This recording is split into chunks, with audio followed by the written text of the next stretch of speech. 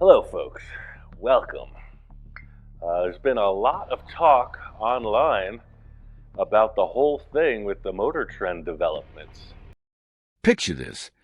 You're watching your favorite TV show about building amazing custom cars.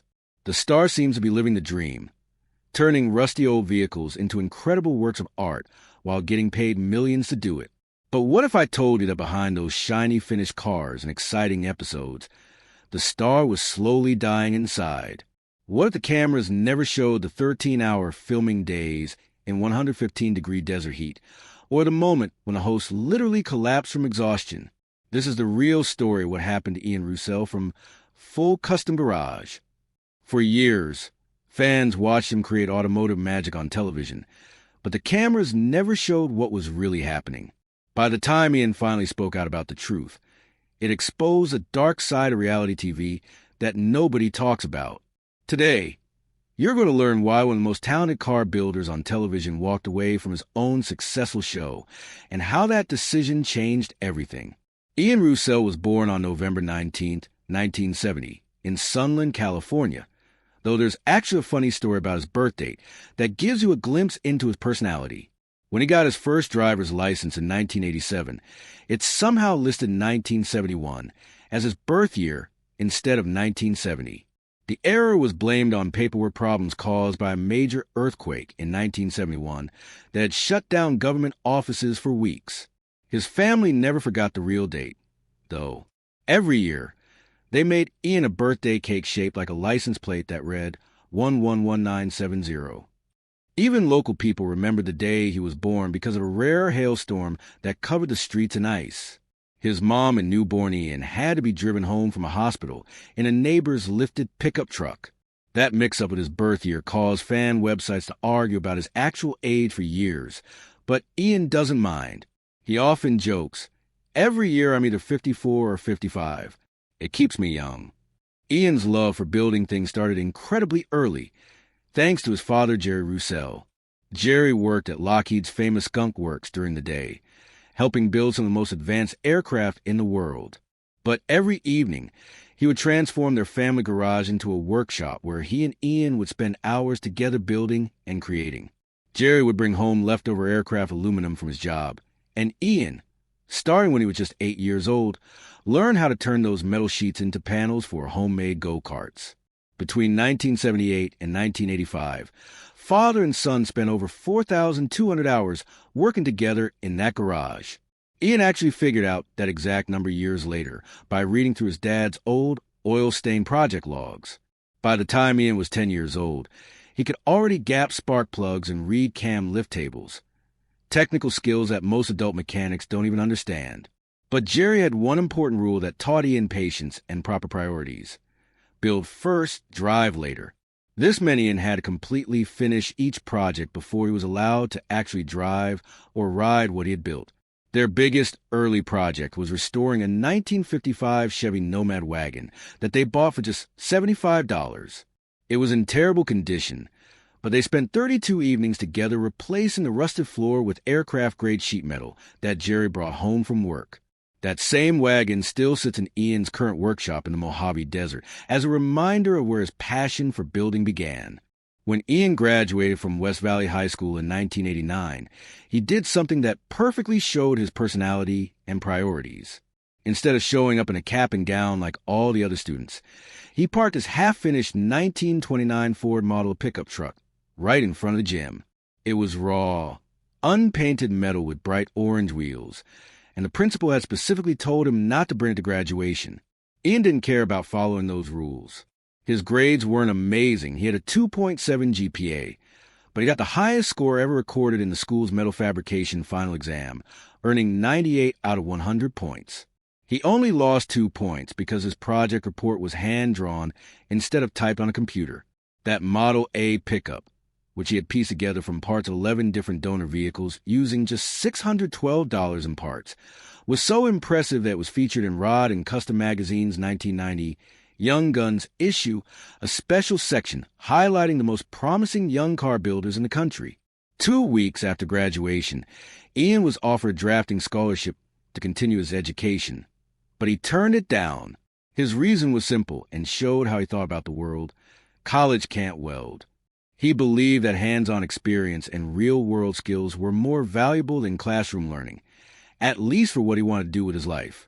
Ian was an only child, which meant he didn't have brothers or sisters to share tools with, and there was nobody else to blame when something broke or went wrong. By the time he turned 18, he had already logged over 3,000 hours in the garage, basically the equivalent of working a full-time job for a year and a half, except he was learning instead of earning money.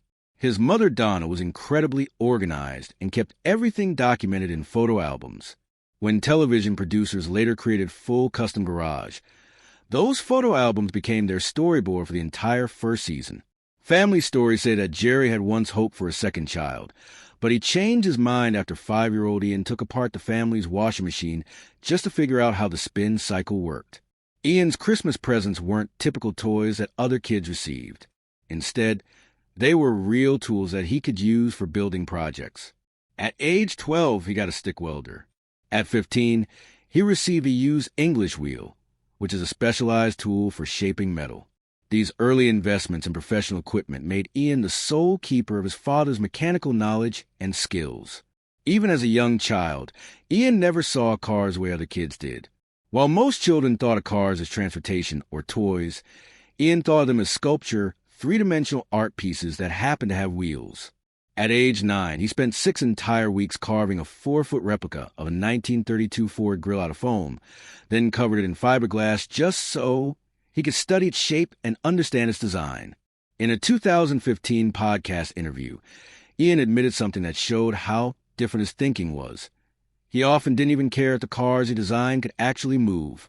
He was so focused on the artistic and sculptural aspects that he frequently forgot to add steering wheels to his mock-up models. In 7th grade art class, he shocked his teacher by submitting a rolling clay model of a car instead of a painting. The model had no doors, just a hatch on top, and it won county honors for its creativity and craftsmanship. His father finally forced him to get his driver's license by threatening to tow away any project that Ian couldn't move by himself. Even today, Ian describes his approach to car building by saying, "I'm just a guy who makes shapes and adds wheels later." After high school, Ian didn't even consider going to college. Instead, he jumped straight into Southern California's incredibly competitive custom car scene. While his former classmates were picking college majors and attending freshman orientation, Ian was learning directly from some of the biggest legends in the business, including Boyd Coddington, Chip Foose, and Jesse James. He worked at their shops during the day, absorbing everything he could about professional-level car building, then spent his evenings and weekends building his own cars in whatever space he could find. By the time Ian turned 22, his work was already good enough to be displayed at major shows like SEMA, the Specialty Equipment Market Association show, and the Grand National Roadster Show, which are considered the most important events in the custom car world. That kind of experience gave Ian skills that no school could possibly teach, and also helped him meet the people who would later become important connections in his career. The custom car world is surprisingly small, and having the respect of established builders like Boyd Coddington opened doors that might otherwise have remained closed. At just 22 years old, Ian made the bold decision to open his own shop. Most people in the custom car business don't even attempt to go independent until they're in their 30s or 40s. So many industry veterans didn't expect the young builder to last very long.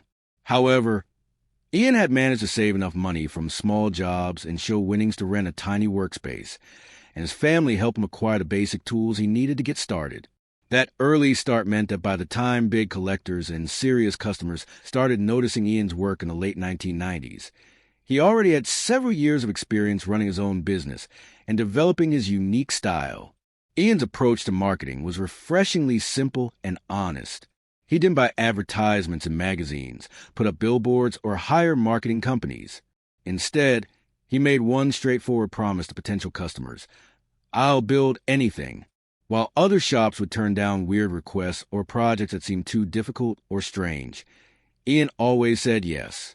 He built space-age-looking bumpers, welded Cadillac parts onto Ford frames, and crafted custom aluminum windshields from scratch. Clients started coming from across California just to get something that no other shop would dare attempt to create. Word spread quickly through the tight-knit custom car community, and soon Ian's shop became a destination where people would park outside just to watch the builds come together. His satisfied customers became his marketing team, telling their friends and other car enthusiasts about the young builder who could make impossible dreams come to life. While most builders were focused on restoring classic cars to look exactly like they had rolled off the factory assembly line, Ian did the complete opposite. He would cut roofs off cars, drop frames dangerously low to the ground, and weld mismatched parts from different vehicles into something entirely new and original. His cars were strange and unconventional. Some people absolutely loved them and called them works of art. Others dismissed them as punk rock hot rods that didn't respect automotive tradition. Traditional hot rod builders often criticized Ian, saying he was ruining perfectly good classic cars by modifying them so drastically. But Ian didn't care about getting approval from the establishment. He wanted to create something completely original and unique, and that bold attitude is exactly what eventually got him noticed by television producers and collectors from around the world. Those first few years of running his own shop were incredibly difficult financially. Ian barely made enough money to survive, and at one point he was actually living in the back of his workshop, eating ramen noodles for most meals and sleeping on a couch next to his tools. He later admitted that there were times when he wondered if he had made the right choice by not going to college or getting a regular job. Everything changed after a Las Vegas car show in the mid-1990s. Ian brought a radical rat rod that he had almost given up on several times because of budget problems and technical challenges. That one car caught the attention of a documentary film crew who were filming the event. Once their documentary aired on television, collectors started calling Ian's shop, and orders began stacking up on his workbench. If that moment hadn't happened at exactly the right time, Ian's shop might have closed down and disappeared like so many other small custom car businesses. But it did happen, and it changed the entire trajectory of his career and life. In 2005, Ian Roussel built a rat rod for a Las Vegas car show, but he wasn't sure how the crowd would react to his unconventional creation. Groups like the Road Zombies and Burbank Choppers were known for being pretty exclusive and didn't always welcome outsiders, especially those with strange builds that didn't follow traditional hot rod rules. But instead of being laughed off the show lot or ignored, Ian's creation became the most talked about car at the entire event. That single moment flipped his life completely upside down, taking him from being just another metal worker with a torch and a vision to becoming one of the most watched names in the custom car industry. The whole transformation was captured in a documentary called Back from the Dead, and overnight, people from all over the country started asking the same question. Who built that incredible car? Right after the Vegas show success, something even bigger happened that cemented Ian's reputation in the industry. He landed a spot on something called the Coates Report, which is a list that ranks the top 10 custom car builders in the entire country. Making it onto that list isn't easy. It's based on craftsmanship, creativity, and influence within the industry. Most of the people who make it onto the Coates Report have been building cars for decades and have established reputations. But there was Ian, right alongside builders who have been legends since before he was born. Just a few years earlier, hardly anyone in the custom car industry even knew his name. Now his bold choices and rough, raw style were setting a new standard for what custom cars could be. It wasn't just recognition within the United States, either. Soon Ian's builds weren't staying in the country where they were built. Cars were being carefully crated and shipped from Long Beach to places like Japan, Germany, and the Netherlands. These weren't simple transactions. They were full-blown international shipments for collectors who had seen Ian's work on screen and wanted their own piece of his artistic vision. Not many solo builders had reached that level of international recognition, and even fewer had done it without a big corporate brand behind them. It showed that Ian's work had become something that people connected with emotionally, no matter where they lived or what their background was. Then the requests started getting really wild and creative. Ian had always told potential customers, "If you can dream it, I can build it," and people began taking that promise very seriously. Clients didn't just want cars that looked different from everything else on the road. They wanted rolling machines that told personal stories and reflected their individual personalities. Some customers asked for hidden features, like secret compartments or gadgets inspired by movies. Others came to Ian with visions so bizarre and technically challenging that other builders had already turned them away and said they were impossible to create. But Ian never backed down from a challenge, no matter how strange or difficult it seemed. He always figured out a way to make even the wildest ideas become reality. His garage became known as the one place where the strangest automotive dreams didn't get ignored or dismissed. They got built into actual, working vehicles. After that level of recognition, big names started seeking out Ian's services. Musicians, movie stars, and television producers all wanted custom cars built by the young artist, who seemed to have no limits on his creativity. Some wanted road-worthy cars they could actually drive, while others needed showpieces or props for films and music videos. Interestingly, most of these celebrity clients didn't want their names associated with their projects publicly. That added a mysterious element to Ian's work and reputation. People in the industry started talking about the amazing cars he was building for famous people, but nobody knew exactly who was commissioning them. The path to television actually started much earlier than most people realize. Back in 2003, Ian had mailed out a simple DVD to a producer, containing nothing fancy, just basic clips of his builds that were originally meant for a trade show booth display, but that DVD somehow ended up in the hands of television producers who saw something special in Ian's work. They didn't see the fake drama and manufactured tension that dominated most reality TV shows. Instead, they saw something genuine, no gimmicks, no phony showmanship, just pure talent, creativity, and raw metalworking skill. Ian didn't plan to be on television, and actually didn't even want to be famous. But the footage showed something authentic that producers knew audiences would respond to. It wasn't until 2014 that Full Custom Garage actually premiered on MAV-TV. Most television shows either get approved and produced quickly, or they don't get made at all. Ian's show took 11 years to go from initial concept to actual broadcast. There were test episodes, production changes, network switches, and a lot of waiting and uncertainty. But when Full Custom Garage finally launched on March 28, 2014, it broke the typical reality TV mold completely. There was no forced drama between cast members, no fake deadlines created by producers, and no manufactured crises. Each episode was focused entirely on the actual work, the tools, the techniques, and the step-by-step process of turning scrap metal into rolling art. Audiences immediately felt the difference between Ian's show and other automotive programs. They could see the authenticity in every episode, and they kept watching because it felt real rather than scripted. The show proved that people were hungry for genuine content about skilled craftsmanship. In the first season, Ian did something that surprised even longtime fans. He built a chopper trike from scratch. Not a car, but a full three-wheel motorcycle. It had been a personal dream of his since childhood, something he had always wanted to try building. But doing it on television, taking it from bare metal to show-ready condition, while cameras captured every step, was a bold creative risk. He used stretched motorcycle forks, huge custom tires, a coffin-shaped gas tank, and even adapted a Volkswagen carburetor to make the engine run properly. When the finished trike debuted at Chopper Fest, people couldn't believe what they were seeing.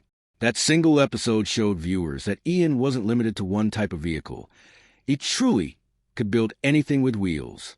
Over the next 10 years, Full Custom Garage aired more than 90 episodes across multiple seasons. Each season brought increased pressure from the network for more builds, faster turnaround times, and higher viewer ratings. But Ian kept pushing forward, maintaining his commitment to quality and creativity even as the demands became more intense. From 2014 to 2024, Ian's shop became a pilgrimage destination for custom car fans. People flew in from other countries, and some shipped their cars thousands of miles just to have Ian work on them personally. The show had evolved from simple entertainment into proof that traditional craftsmanship and individual skills still mattered in an increasingly automated world. One of the most beloved episodes in the entire series came when Ian transformed a 1948 Packard into a lead sled for his friend Tom. Most builders would have chosen a Mercury for that type of project because they're easier to modify. But Ian deliberately picked a Packard because it was more challenging and would require more creative problem solving. The Packard's roof was completely wrong for the style they wanted to achieve. It required chopping, welding, reshaping, and days of grinding and sweating in the desert heat. But When it was finished, the result was absolutely perfect. More importantly, the episode wasn't just about the technical work.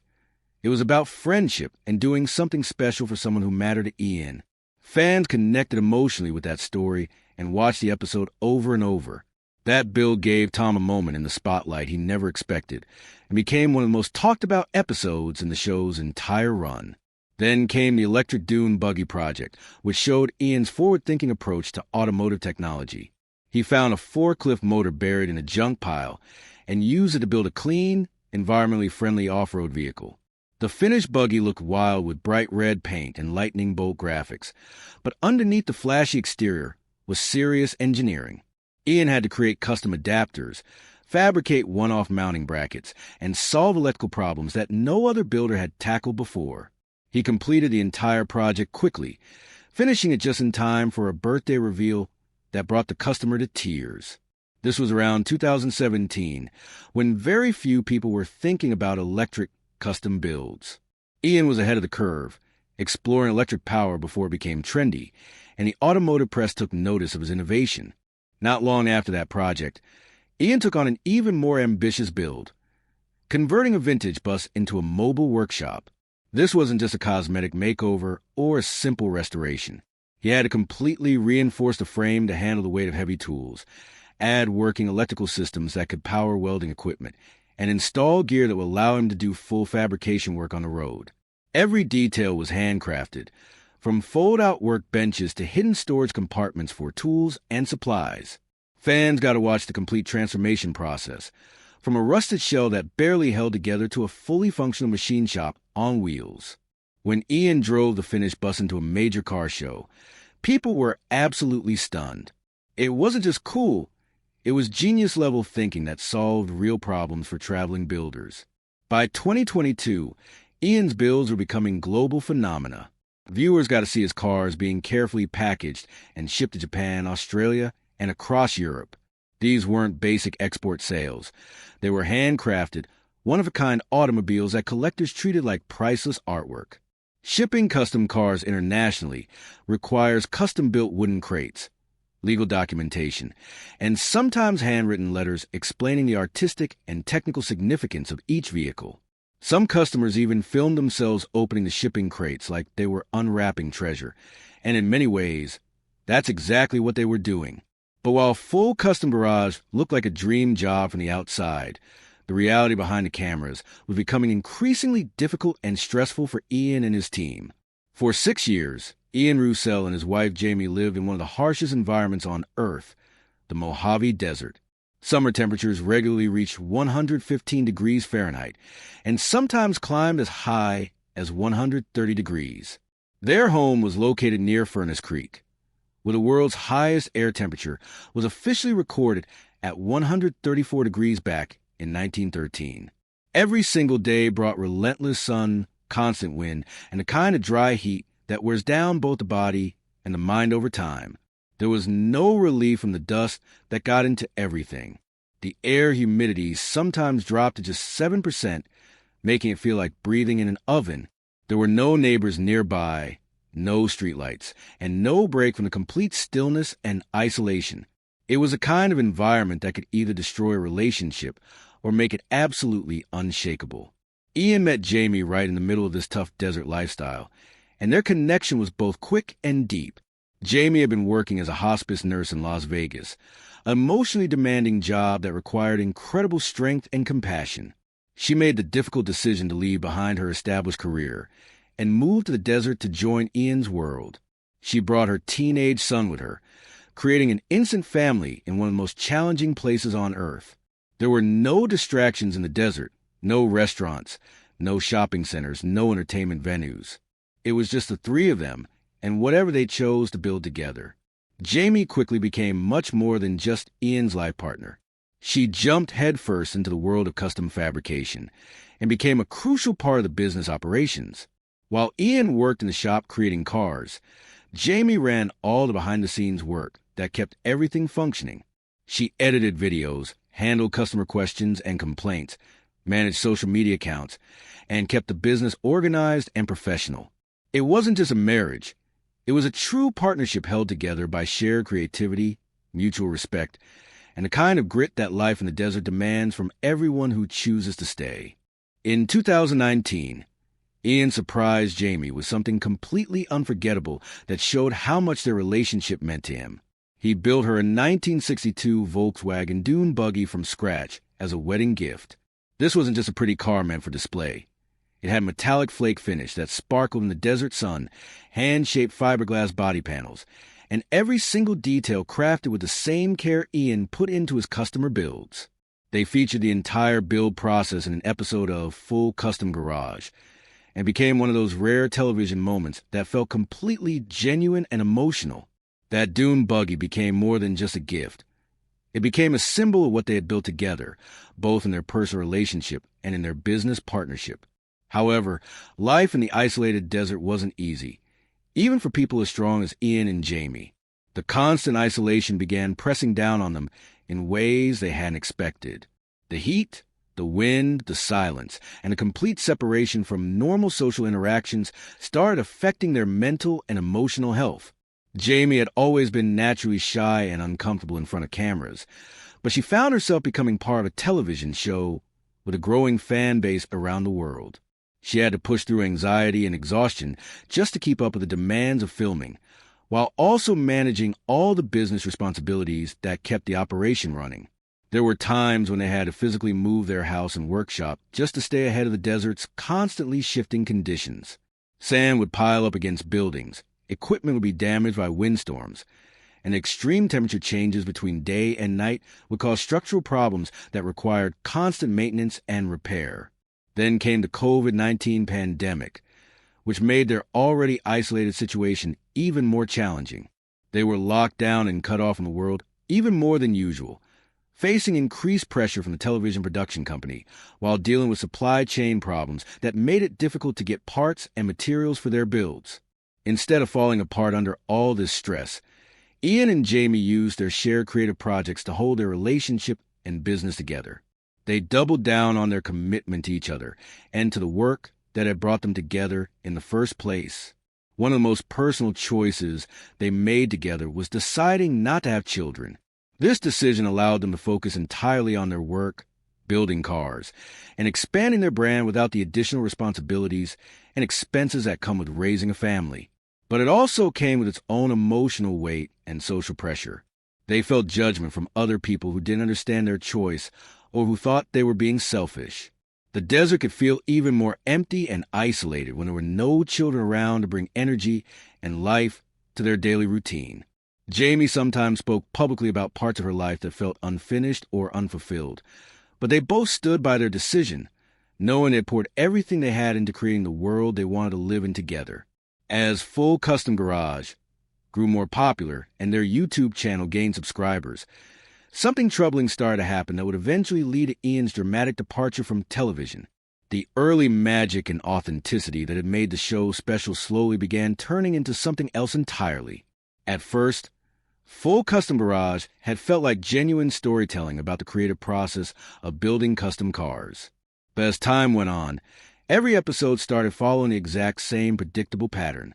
There was always a setup where Ian met with a customer, then a manufacturer problem that created tension, followed by a dramatic finish where everything worked out perfectly. The television producers began pushing Ian to follow written scripts instead of just documenting his natural creative process. What had once been fun, spontaneous, and genuinely educational started feeling more and more like acting in a play. Ian later admitted that he began to resent the artificial countdowns and production schedules that had nothing to do with how he actually worked best. What fans saw as wild success in living the dream, Ian experienced as feeling increasingly trapped by expectations and formulas that stifled his creativity. The longer the cameras rolled each day, the less time Ian actually spent building cars. Instead, he was spending hours, standing under hot television lights, saying the same scripted lines over and over until the director was satisfied with the performance. At times, Ian felt like he was becoming an actor pretending to be a car builder, rather than being an actual car builder who happened to have cameras documenting his work. By 2020, more than half of his time on set had nothing to do with tools, metal fabrication, or creative problem solving. Instead, it was all about creating drama, manufacturing emotional moments, and getting the perfect camera shots that producers demanded. He began feeling like a skilled craftsman who was losing touch with his actual craft, spending more time performing for television than practicing the skills that had made him famous in the first place. Behind those polished 42-minute episodes that fans enjoyed was a much rougher and more stressful reality that viewers never got to see.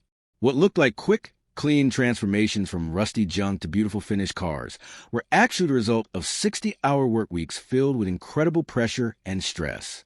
Builds that should have naturally taken several months were being pushed into just a few days of filming. The team was working in genuinely unsafe conditions, sometimes filming for 13 hours straight without adequate breaks. They were welding near flammable materials, skipping important safety steps, and rushing through delicate technical work that required patience and precision. These dangerous shortcuts weren't happening because Ian or his team wanted to be careless. They were being forced into these situations because the television production schedule demanded it. Ian later admitted that they sometimes had to cut corners on important details, not because they wanted to compromise their standards, but because the show's timeline made it impossible to do everything properly. Even the meetings with customers stopped being genuine interactions.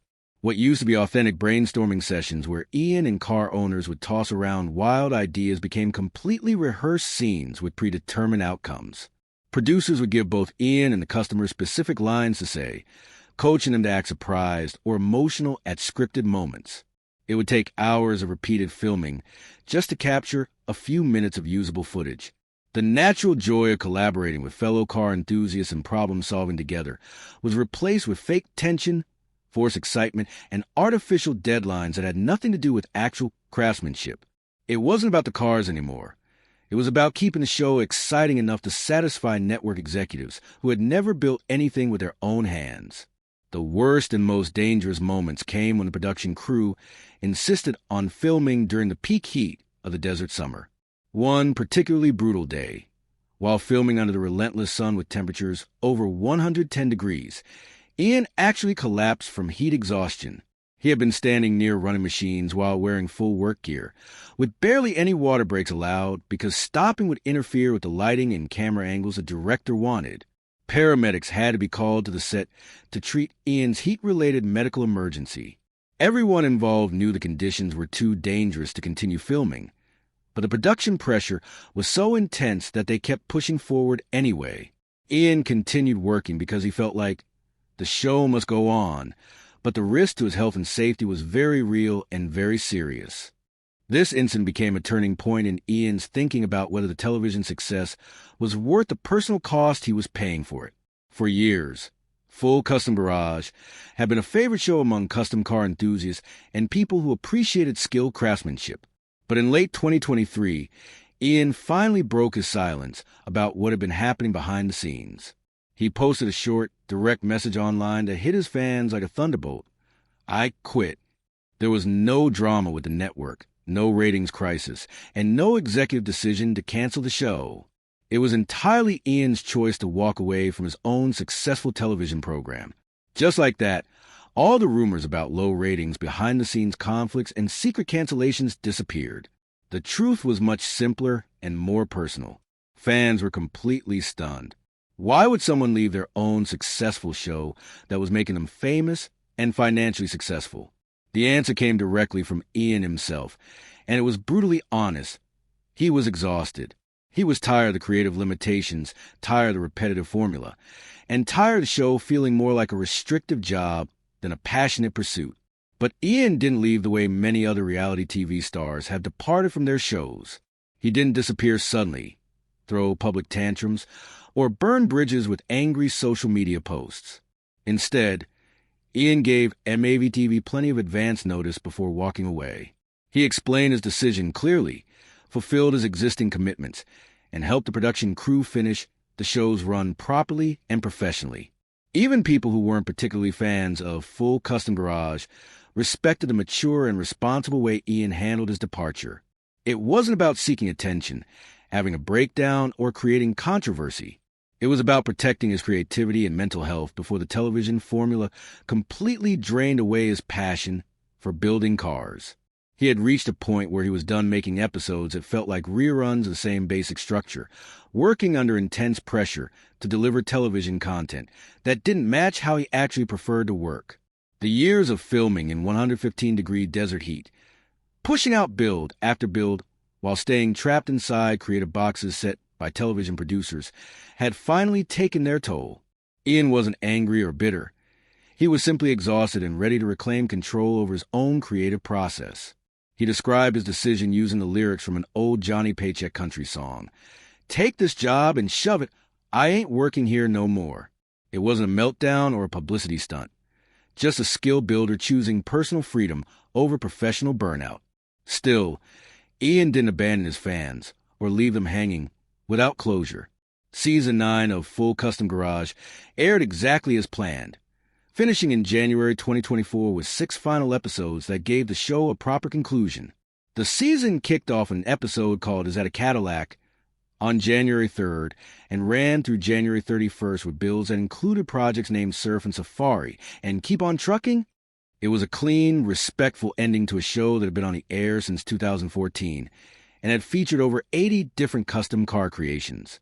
Most reality shows either fade away quietly or get abruptly canceled by network executives. Full Custom Garage ended the way it should have, on Ian's own terms, with dignity and closure. Even before that final television season aired, Ian had already started building something completely new and different. In January 2023, he launched his own YouTube channel called Full Custom Ian. This wasn't just a side project or hobby. It was a completely new way of creating content about car building that gave him total creative control. Instead of being restricted by television's rigid 42-minute episode format, Ian could now make videos that were as long or as short as each project naturally required. Some episodes ran just 18 minutes, while others stretched past 90 minutes when the build process demanded more detailed coverage. Fans immediately loved the honesty and authenticity that had been missing from the later television seasons. In just 4 months, the YouTube channel hit 100,000 subscribers, a remarkable achievement that proved people were hungry for genuine content about skilled craftsmanship. One particular build video, called Desert Ranch Build Finale, pulled in 2.4 million views by the end of 2023. That level of audience engagement was better than most of the television episodes had achieved, and it proved that Ian had made the right decision by taking control of his own content creation. Behind the camera, Jamie was also stepping up in a major way. She had always been involved in the business side of their operation, but in 2023 she became the full producer, editor, and creative partner for all their video content. Her editing skills and storytelling instincts made their YouTube content go viral in ways that the television show never had. One episode that featured their pet dogs brought in 500,000 views in a single week, a pace of audience growth that had been impossible under their old television production system. By the end of 2023, they had released 26 complete episodes on YouTube, which was more than triple the number of shows they used to produce in a full year for television. Jamie eventually became a full co-owner of their brand and began leading a growing team of people who helped with everything from filming to sponsor relationships. Her contribution to their success became just as important as Ian's metalworking skills. Then came an emotional milestone that showed how much their lives were changing. In September 2024, Ian and Jamie closed down their iconic Desert Ranch shop. That 2,600 square foot building had been the heart of their operation for over a decade, and more than 180 custom car builds had been completed in that space. The farewell video they posted on YouTube hit 750,000 views in just 2 days with fans.